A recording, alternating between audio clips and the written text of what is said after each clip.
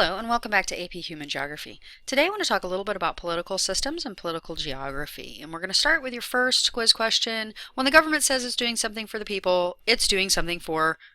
I'm just kidding. This is not an actual question.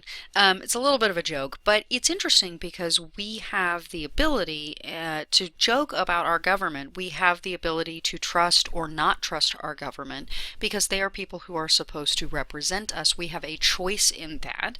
We have a democracy, and we do not have an authoritarian state where the state controls language, controls behavior, controls all of those things. And so when we talk about political systems, we divide them up into democracies and authoritarian states. And you have talked about all of these things many times in your history classes. You're very familiar with all these terms, so I'm just going to go through them very quickly, okay? When we talk about democracy, we divide it up into direct democracies, and then we have our representative governments and our parliamentary monarchies. I am not going to go into the difference between like the House of Representatives and the Senate versus the parliamentary system. You have done that in your history classes, so I'm actually going to talk about those two together. But first I want to start with this idea of the voice of the people. This is a great idea, right? Everybody wants to have a voice, and there are different ways to do that. The first is to have a direct voice, and that's a direct democracy. It's sometimes called a pure democracy. This is where every citizen votes, and each vote is counted to determine whatever the outcome of the question is, right? Now, I put citizen in here because ancient Greece is really the only direct democracy state that we've had, and in order to vote, you had to be a citizen, right? So all of these people in Greece actually couldn't vote, and one of the reasons is it's very difficult to do this in really large numbers, right? And so when you're talking about big groups of people, this is why we switched to the representative idea. Now, we do see some modern direct democracy, and you'll see it usually in things like bond elections where you're voting on a question, do you want to build another school, right, that sort of thing. And you see it mostly in towns, sometimes in states, but definitely in cities and towns all over the US. And so the actual residents of a particular city or county or whatever actually vote on the really important issues. Again, if you have really large numbers, it's hard to do that, and that's why we elect people to go and make those decisions. Could you imagine having to have an election for the entire United States for every single decision that gets made? I mean, how many decisions actually, well, how many decisions get made? That's kind of a cynical thing you could talk about. But there is a problem with direct democracy that is helped out by the representative system too, and that's the tyranny of the majority, right? And you'll hear that a lot, and I'm going to talk about it a little bit later when I talk about the Electoral College. Okay. All right. So representative government is what we have. And the idea is, by the way, we're the only successful non-parliamentary system in terms of representative governments. But basically what happens is you elect someone to go and make all those decisions for you, and you're supposed to be able to trust that they will do that. That's a whole conversation, not part of this class, but that's how it's supposed to work. And an interesting thing is, since 2008, the number of democratic governments is actually getting smaller and smaller and smaller.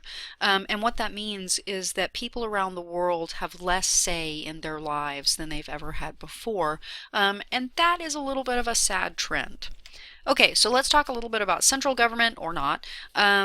There, you can really look at, when you're talking about these democracies, you have the unitary state and you have a federal state. We happen to be a federal state, and that is where we have a central government, but states within our state have sovereignty, not, well, they have kind of sovereignty, but they have power over what they do. And so there's some federal laws, and then the states have a lot of control.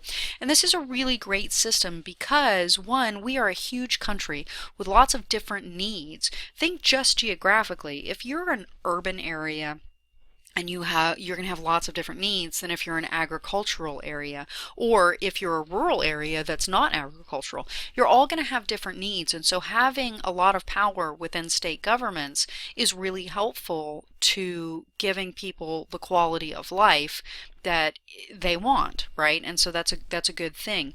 A unitary state means that the central, not federal, the central government is making all of the decisions for all of the territories, regardless of where they are or who they are, right? And so those are the two differences. The United Kingdom, right, Her Majesty's government, and France, those are examples of unitary states. We're a federal state.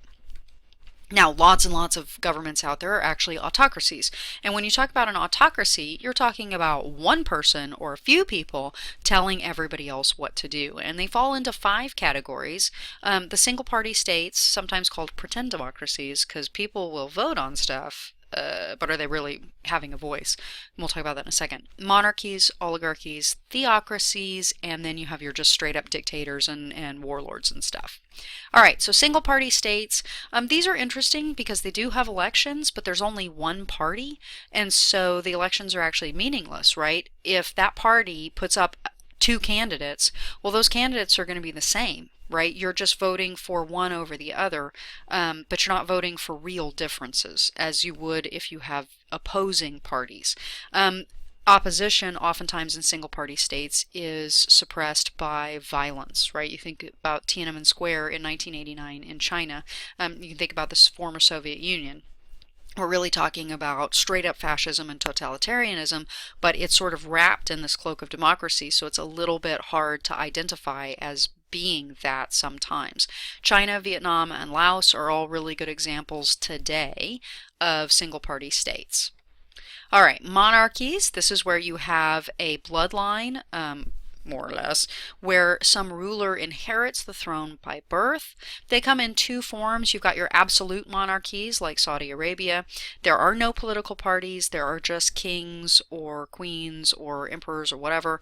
There's no citizen participation, right? Don't know why I can say that. A lot of the Middle Eastern states are really good examples of these. Then most of the developed nations, right, are parliamentary monarchies, and these are democracies, and they have a prime minister, and they have legislative bodies, and they have all of those things. They are presidential. Or president, prime minister, president, and then they have a ceremonial monarch, right? Who and all of them were real monarchies before they became parliamentary monarchies, right? So it's kind of an interesting thing. And in the UK, they actually have lots of conversations about getting rid of the monarchy because it's very expensive, but it's a tradition and people like it, so they keep not getting rid of them. Okay, so when you talk about your authoritarian systems, right, you're going to also include oligarchies, where you have more people. So those were kind of like the single party state is, they're all authoritarian, right? But you've got your single party state, which may be lots of people. Then you have your monarchies, which are one person if it's an absolute monarchy. Oligarchy is a voice of the few, right? So which would be the best example of an oligarchy? Mussolini's Italy, Imperial Japan, Ancient Sparta, or the Articles of Confederation? Articles of Confederation are trying to get rid of that sort of thing. Mussolini's Italy, it was a dictatorship. Imperial Japan was actually a monarchy. He is an emperor, but that's a single person. In ancient Sparta, again, we're back to ancient Greek. In ancient Sparta, you had an oligarchy because you had like a committee kind of deal that made all the decisions. All right, so moving on to the theocracy. The thing about the other governments, right, in terms of like our government, is we have a separation of church and state. Those are 2 different things. We are not governed by church laws, and that's what allows for lots of religions to flourish because one is not in charge. In a theocracy, policy is dictated by religious doctrine. So when you're talking about Islamic states, you're talking about Sharia law. When you're talking about something like Vatican City, you're talking about Catholic dogma, right? So the government is going to be either publicly or privately controlled by religious figures. So it may be that it's right up front, right, like imams or the Pope or the Dalai Lama, or it may be that there's a council, a religious council that gives advice, and by advice means tells the president what to do. It just depends, but all of it's going to be based on religion and religious law. And here is the actual political system for Iran, which is a theocracy.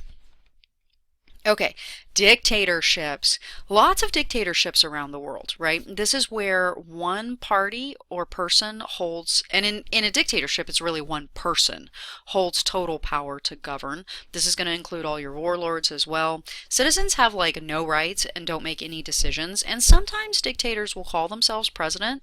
They'll hold elections. Saddam Hussein was elected president every single time, but it's just for show because they're the only candidate, right? And violence ensues if you don't vote for them, right? So there you go. All right, so this is an interesting question. You've got one guy, right, or woman, but mostly one guy. How do dictators actually keep power? Well, they have armies, and so anytime, and this is true for all authoritarian states actually, anytime somebody tries to rebel, you just roll out tanks, right? They also talk a good game. They're going to promise a better life for the poor, and people are always really hopeful. That's the great thing about people, is they're like, yes, I hope for it, I want something better, I can see something better, this person keeps telling me it's going to be better. It just never gets that way. Okay, oftentimes the country's never known anything other than a dictator, and so when people are entrenched in a system and they don't know anything else, it's sometimes really hard to see something else. I mean, it takes a visionary to shift from one major entrenchment, like entrenched system, to something brand new. And that was one of the beauties of our system. One of the beautiful things about the United States is that we had been ruled by a monarchy, and a monarchy had always been the way, and we did something that was new and scary and exciting and awesome. And for us, it has worked really, really well. Now, in terms of dictators, though, they often get support from stronger countries. The Soviet Union supported Cuba, right? And Cuba was successful because they were essentially, they were part of, for lack of a better way to say it, the Soviet Union. China supports North Korea and Iran, right? And so you have these heavy hitters who are propping up these smaller countries. And so here's just an infographic that you can see, authoritarian systems versus democracies, kind of who's got the power, who's, benefiting. In a democracy, it's supposed to be everybody benefits, the common good, it's for everyone. For authoritarian systems, it's whoever's in power, right? Authoritarian political systems, they make the choices. Democracies, people make the choices, right? The power that's coming from land, tradition, resources, right? All of those things. Those things are held by the people, right? So if you have a lot of democracies are actually capitalist, right? And so you have private industry, right? A lot of personal power, a lot of personal decisions. In authoritarian states, it's all held by the state. Okay, so what is a criticism of a democratic government? It promotes warlike tendencies, squabbling factions keep things from getting done, it engenders nationalistic feelings, it tends to be secretive to keep the public from interfering. Well, A, C, and D are actually things that all go with authoritarianism, actually. The one big criticism of democracies, and some might argue that it's actually a benefit, is that because you have opposing voices all having a say, it takes a long time to get things done. And a lot of times, really radical stuff that's only good for part of the group doesn't get done because people can shut it down. And so you have this very slow moving reaction, which is frustrating if you want something done, but it's great if you don't want something done. So that actually in itself could be a benefit. All right, so one more term that we want to know: what is a republic? It's just not a monarchy. You could be a dictatorship and be a republic, right? You can be a democracy and be a republic. Anything that's not a monarchy is a republic. Okay, so let's talk a little bit about political culture and socialization. When we look at culture, and we've looked at culture, right, there is a political culture. Each nation has its own political norms, and they're going to influence how people think and act about politics. There could be a lot of division here, and we'll talk about that in just a second. But, right, the way political institutions function are, at least in part, going to reflect the public's attitudes, norms, and expectations. And this becomes really tricky when you have a really divided populace, right? Like in our case right now, there's lots of division among our citizenry, right? And so it's kind of interesting. But we want to talk about two terms, the political culture, and then we want to talk about political socialization. So when we talk about political culture, we've got three levels: the system level, the process level, and the policy level. And in the system level, we're talking about this how people view the values and organizations of the political system. Okay. And this is where we talk about the legitimacy of the government, right? And so people's feelings of national, and I'm not talking about nationalism, I'm talking about patriotism, right? There's a difference between nationalism and patriotism. But national pride oftentimes has a real tie, an emotional tie to the political system. And when system legitimacy is high, there's a belief that laws ought to be obeyed, right? And you have less crime, less unrest, all of those things. But when people feel that the government is not legitimate, right, then you have lots of violence, extra governmental actions, right, all sorts of things, and a lot of unrest, and a loss of a national identity. And that has really negative impact. So which is not a way to generate support at the system level? Teach a class on the founding of the nation, emphasize regional or local goals and culture, study how the branches of government function, or to share myths about historic figures. Well, it's actually to emphasize regional and local goals, right? You might have gone with the myths about historic figures, but what if those myths are about George Washington, right? You're talking about a larger than life national hero, right? So anything that's going to be a part of the whole is not going to generate support at the system level. All right, what about the process level? This is the second level, and this involves what the public expects of the political process, right? So what's the relationship between the individual and the government? And there are three different patterns that describe a citizen's role in the political process, right? You can either be involved as an actual or potential participant, a voter, right? You obey officials and the law, right? But you're not necessarily involved in politics. Or you have no idea, right? You don't obey the law, you don't vote, whatever. And so you can kind of determine your involvement in that way. Okay. It's also your perception of political rights. And this has a lot to do with the idea of how powerful is the government versus how powerful are the people, right? And participation is really important to making people feel like the government is legitimate. Transparency is really important. When people lose faith that the government works for them, the sense of corruption becomes really, really high. And so interestingly, in the United States, when you poll people, they really think that the government is corrupt, right? That there's a lot of corruption in our government. And comparatively to other governments around the world, our government is actually not very corrupt at all. Now, is there corruption in the government? Sure. Is it run by people? Then yes. Okay. And different places around the country at different, like whether you're talking about local or state or government, you may have a city that's completely corrupt, like the whole thing is run on corruption. And there are cities in the United States that are historically, and states that are historically well known for political corruption, right? But the government as a whole is not, compared to other governments, right?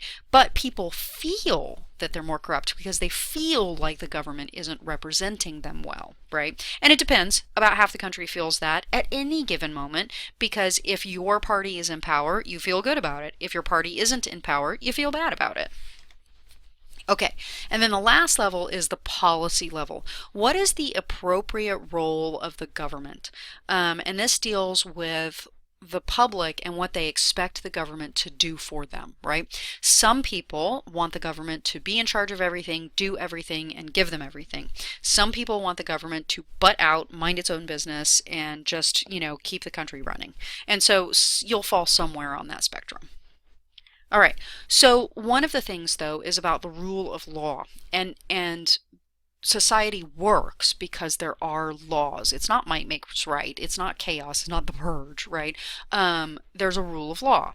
So which is not coincident with the rule of law.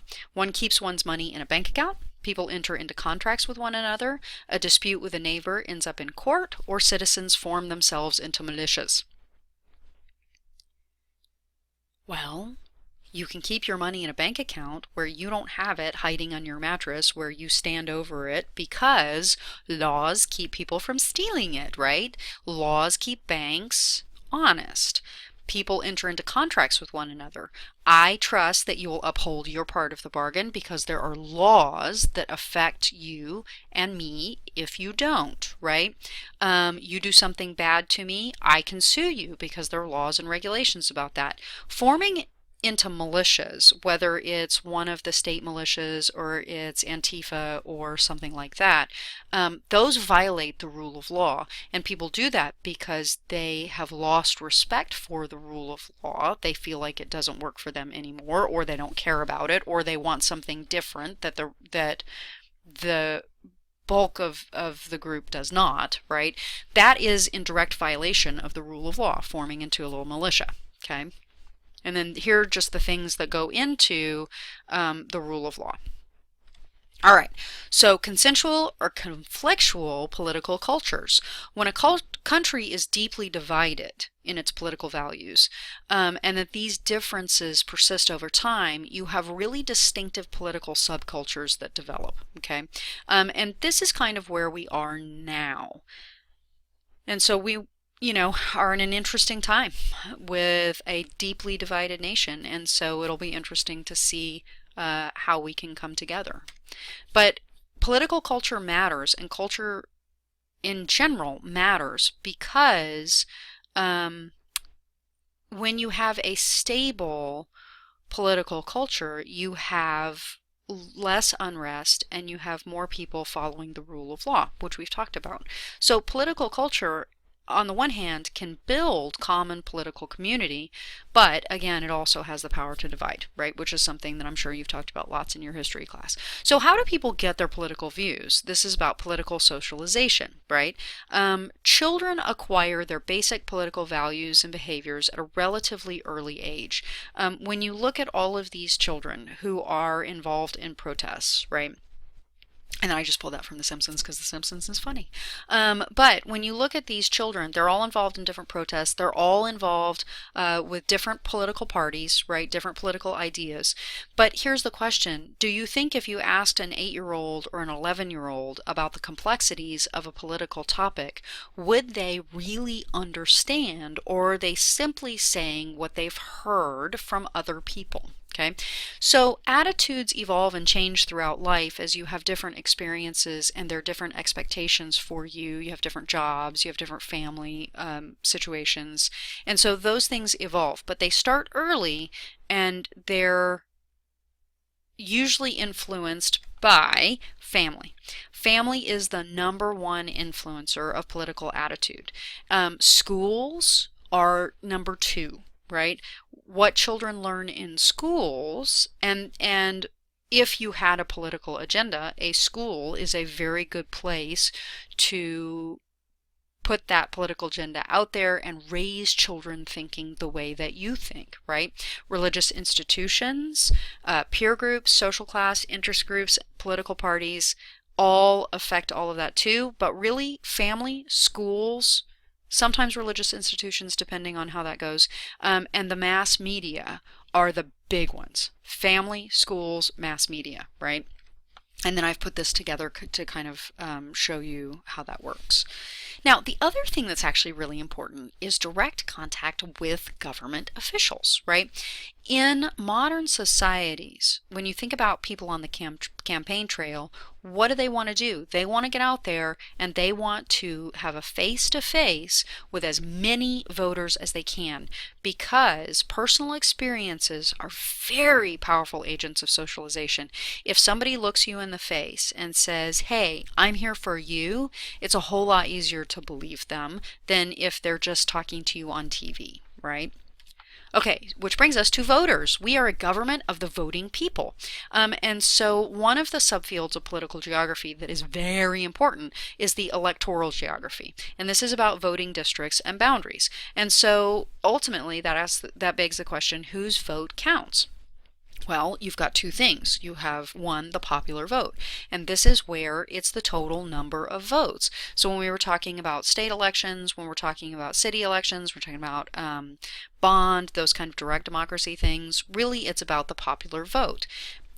And if you look here, you see all these people. This is great, but here's the catch. Our population is not distributed like this picture here. It is distributed like this picture here. And so this brings us to the Electoral College and why the Electoral College is still relevant and is still important. The Electoral College allows for every region geographically to be represented in a way that allows them all to have a voice. It negates the tyranny of the majority, right? Lots and lots of people live in cities. Way more people live in cities than in rural areas. And so if you went with the popular vote, right, then only the cities would be taken care of, and agricultural regions would not have representatives that would represent them. And the Electoral College, when we're talking about voting for the president, gives those rural areas a weighty voice, right? And it balances out that tyranny of the majority. Now, here's the other thing that people don't realize about the electoral vote. The Electoral College actually does not have to vote the way that their state votes. They do because it is, quote, the right thing to do, right? If you are representing your constituency, then you ought to represent your constituency. But technically, they don't actually have to vote the way that the popular vote in their state goes. So that's just kind of a fun side note. But anyway, that's a little bit about the Electoral College. All right, now here's the other thing that you just need to keep in mind is that political culture is totally dynamic, right? Political socialization, agents of political socialization can cause lots of change in values, norms, and traditions, and they cause change as values, norms, and traditions change, right? Now, an interesting thing is this also changes the historical perspective. As political culture changes, our view of history and sometimes the way that we write history changes. So it's really important to understand how political culture influences how people act, how the political process functions, and what policy goals the government pursues. Are they in line with yours? How do you want to vote? Who do you want to vote for? Things like that. Alrighty. That is it for politics, and I will see you next time. If you have any questions, please ask in class.